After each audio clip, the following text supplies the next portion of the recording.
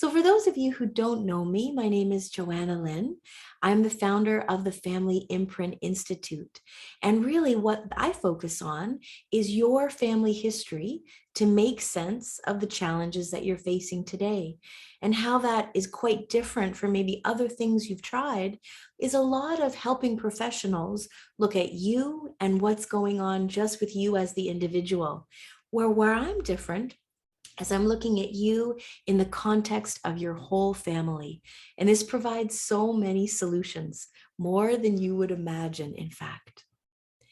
So therapists and coaches who understand how much our family history impacts our lives and how they unfold, how our relationships go, I can tell you that they're needed now more than ever. Can you imagine the stats that I pulled up? 1 in 2 marriages today end in divorce. 3 out of 5 North Americans are living a life with severe loneliness. They even call it a loneliness epidemic. And we're also faced with a looming mental health crisis. And we could simply say, well, maybe it's the pandemic. And I think that played a huge contributing factor, but I also think it exposed a lot of things that were just underneath the surface. Unconsciously, each of us comes into our relationship with old wounds, dysfunctional relating styles from our families, and also from our previous partnerships. It can be so important to clean up that past pain from our previous relationship, the one that kind of pulls our heart out of its cage. What can we learn from that? What's our takeaway? One of my favorite questions to ask my clients is, who are you now after loving this person? How has this love changed you?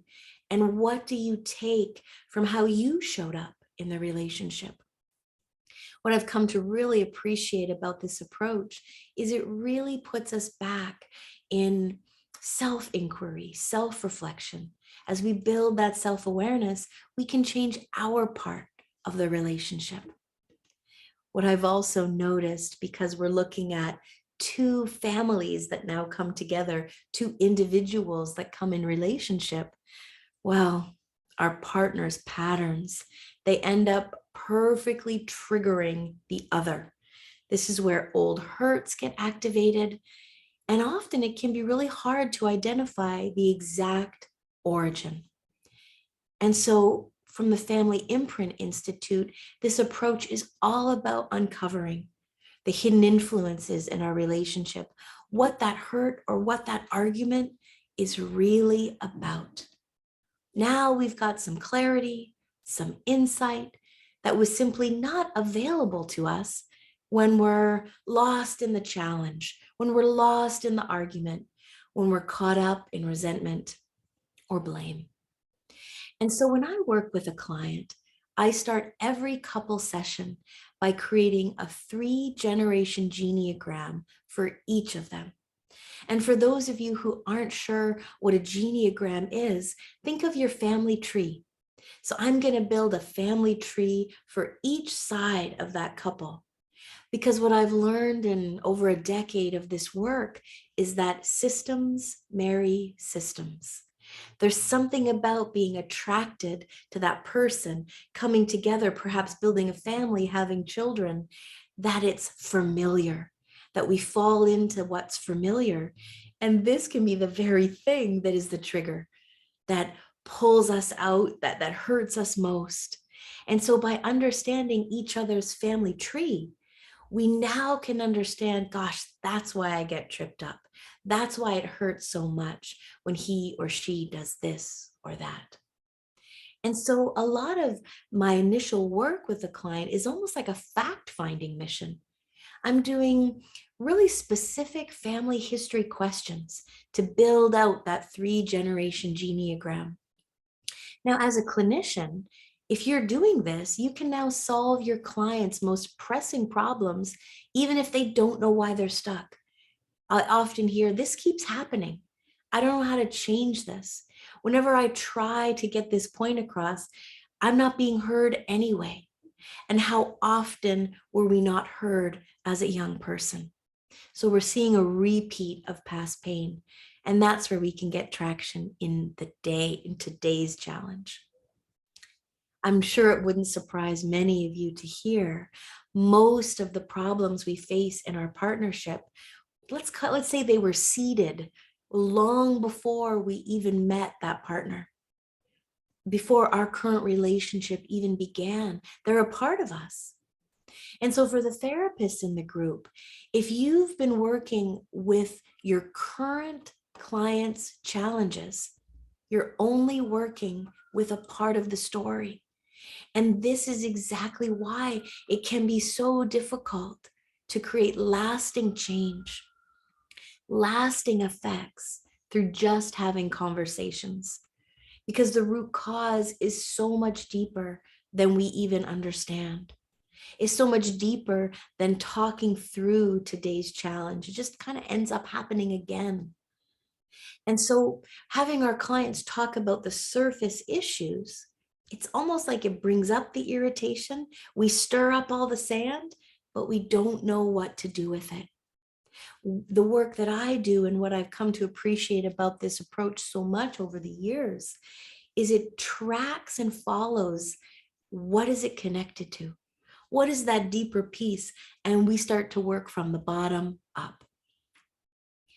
I've been, in the early days of this work, I was just shocked to find out that over 70% of what's going on in that repetitive way with couples comes from the family we grew up in. Each of us bring the behaviors and the feelings along from our early experiences. And so when we're working with clients, we've got to be able to almost step into their family situation so that we've got a little bit of that historical context. Imagine you're working with a client who only gains the support needed when they're sick, when they're struggling, or if they're overwhelmed. Unconsciously, the words that I use often is the body memory that they've learned in order to get the most out of their attachment figures, their parents, their caregivers, sometimes even their teachers, is appearing strained, unable to cope. It brings the love and the connection closer that all children need to thrive. We don't even think about this if this is our history. It's completely unconscious.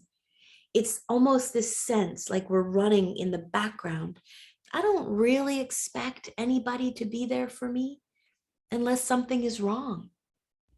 And even if we're in a different situation, we're living life as an adult, but the body, the childlike memory inside the body remains the same. And it's a good key to notice we develop habits of relating in our bodies.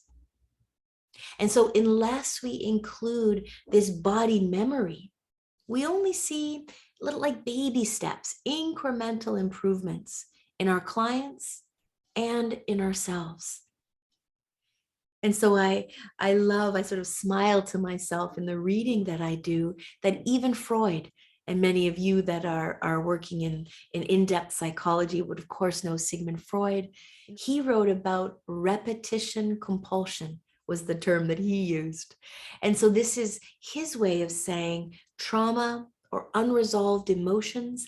It's just seeking another opportunity in today's relationship for the opportunity to heal, to find that place where we can stop that repetition from happening.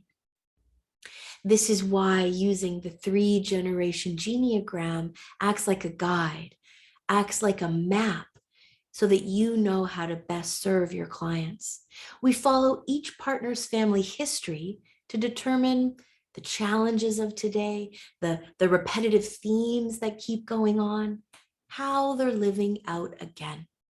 Now we've got a clear understanding of the underlying dynamics, of how these relationships go along, what's underneath those unspoken resentments, what's really behind that blame. We can't just keep throwing the blame almost across the table at each other. We're not going to get anywhere. And in a way, it degrades the relationship over time. I once was with a client and talked about the metaphor of the marriage being like a solid tree. And every time we throw that blame or resentment, it's like taking the axe to the tree, where the tree can only withstand so many hits by the axe until it topples over.